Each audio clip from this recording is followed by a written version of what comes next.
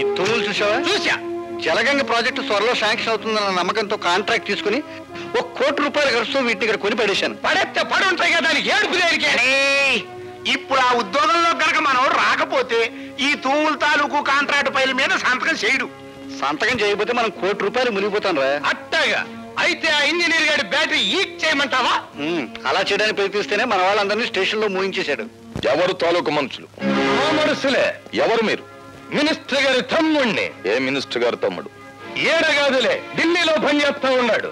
ఇదిగో మినిస్టర్ గారి తమ్ముడు, మీకు పేరు లేదా? నా పేరుతో మీకెందుకండి? మీ పేరు తెలుసుకునే వచ్చాగా. ప్రతాపరావు అని. తెలుసుకుని ఏం చేస్తావు? కళ్ళు కుండలో కలుపుకొని తాగేస్తాడు. ఇడియట్. ఎవరితో మాట్లాడుతున్నావో తెలుసా? తెలుసు. ఇట్లా కుప్పిగంతులేసే పోలీసు వాళ్ళని చాలా మందిని చూశాను నేను.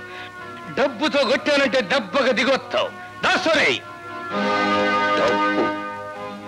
డబ్బుతో మీరు పొలాలు కొనొచ్చు, మేడలు కట్టొచ్చు, ఫ్యాక్టరీలు నిర్మించొచ్చు.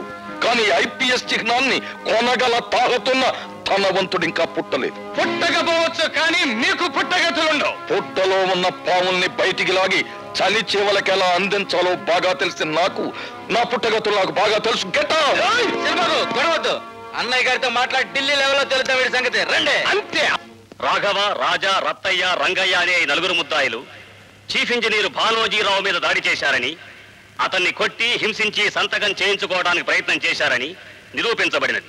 కనుక ఈ 4 ముద్దాయిలకు ఐపీసీ 189 సెక్షన్ ప్రకారం 2 సంవత్సరాల కఠిన కారాగార శిక్ష విధించడమైనది. లత, లత, లత, ఎవరో ఒకరు చెప్పండి ముందు. నేను చెప్తాను వినమ్మా. ఈ గ్రేట్ భానోజీరావు గారి కూతురు ఐఏఎస్ ఎగ్జామ్స్ కూర్చోబోతోంది. ఇవిగో అప్లికేషన్ ఫార్మ్స్. అమ్మా లత, అన్నయ్య మాటలు నీకు రుచించవని నాకు తెలుసు. నేను ఐపీఎస్ కి పంపించాలని అప్లికేషన్ తీసుకొచ్చాను. మొత్తానికి నీ పోలీసు బుద్ధి పనిచ్చావు గారు. ఆడపిల్ల ఇండియన్ పోలీస్ సర్వీస్ ఏం చేస్తుందా? ఏం చేస్తున్నా? ఈ పిరికి తండ్రికి పుట్టింది కదా, పోలీస్ డిపార్ట్మెంట్ లో చేరితే కాస్త పౌరుషమైన వస్తుంది. అసలు నా తమ్ముడిని చెప్పుకోవడానికి సిగ్గుచేటు. నీ కొంపకి నేను రావడం నాది బుద్ధి తక్కువ. ఏమైనా సరే అమ్మాయిని ఐఏఎస్ చదివిస్తాను. ఏమైనా సరే ఐపీఎస్ కి పంపిస్తాను.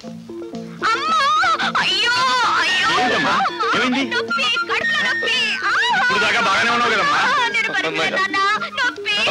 లతనే అలా చూడలేదు, నాకేమిటో భయంగా. ఇప్పుడేగా నేను పిగువన్నావు. అబ్బా, దెప్పి పడవడాలి తర్వాత.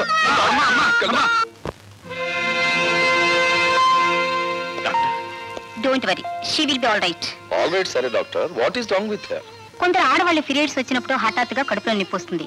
బహుశా అలాంటిదేదో అయి ఉంటుంది. Thank God. ఏమిటో నేను అల్లాడిపోయావు. మరి డిశ్చార్జ్ చేసి తీసుకెళ్ళచ్చు సార్? ఇప్పుడు అప్పుడే అవసరం లేదండి. ఒక 2 డేస్ ఇక్కడే ఉండనివ్వండి. ఫర్దర్ గా కాంప్లికేషన్స్ ఏమైనా వస్తాయని చూద్దాం. అలాగే, సాయంకాలం వస్తా. ఓకే. నా తమ్ముడు.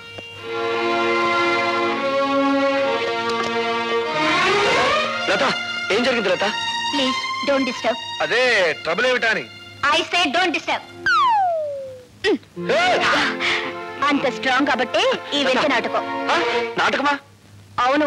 మా డాడీ ఏమో ఐఏఎస్ కోచింగ్ కి, మా బాబాయ్ ఏమో ఐపీఎస్ కోచింగ్ కి. నన్ను పంపాలని ఒకళ్ళ మీద ఒకళ్ళు పోటీ పడుతున్నారు.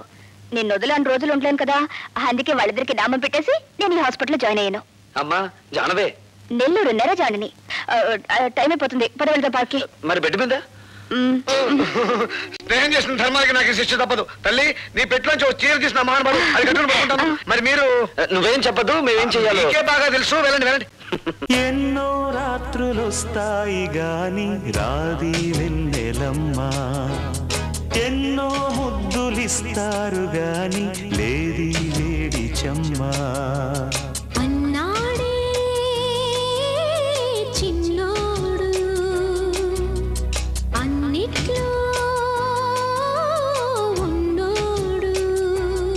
ఆహా, ఎన్నో రాత్రులొస్తాయి గాని రాది